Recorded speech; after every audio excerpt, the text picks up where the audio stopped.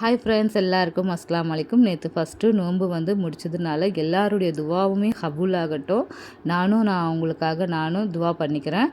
இப்போ பார்த்தீங்கன்னா, நேற்று இஃப்தியாருக்காக ஆஃப்டர்நூனுக்கே நான் உளுந்த ஊற போட்டுட்டேங்க. அதை வச்சு இன்றைக்கி போண்டா செஞ்சிடலான்ட்டு.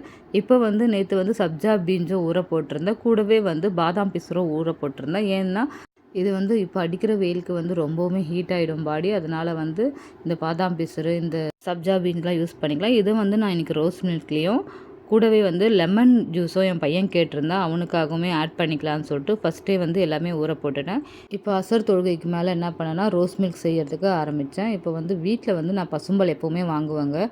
பசும்பால் ஆட் பண்ணிவிட்டு கூடவே சுகர், அப்புறம் ஐஸ் க்யூப் கொஞ்சம், கூடவே எசன்ஸ் கொஞ்சம், ரோஸ் மில்க் எசன்ஸ் ஆட் பண்ணேன்.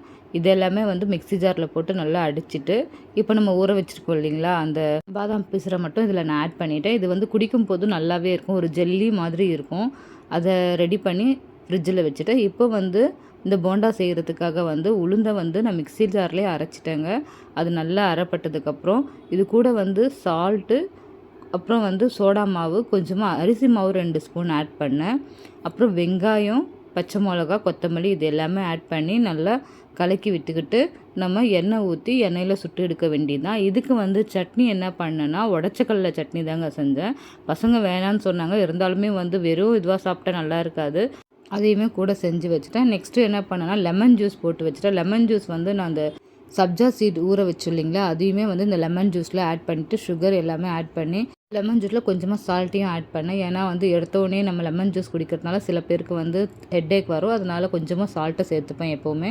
இதெல்லாம் முடிச்சதுக்கப்புறம் நம்மளுக்கு இஃப்தியாருக்கு டைம் ஆகிடுச்சு. அதனால் சீக்கிரமே அரேஞ்ச் பண்ணி எடுத்து வச்சிட்டோம். ஃபஸ்ட்டு நம்மளுக்கு தேவையானது தண்ணியும் அந்த பெரிச்சம்பழம் தான். அது ஃபஸ்ட்டு எடுத்து வச்சாச்சு.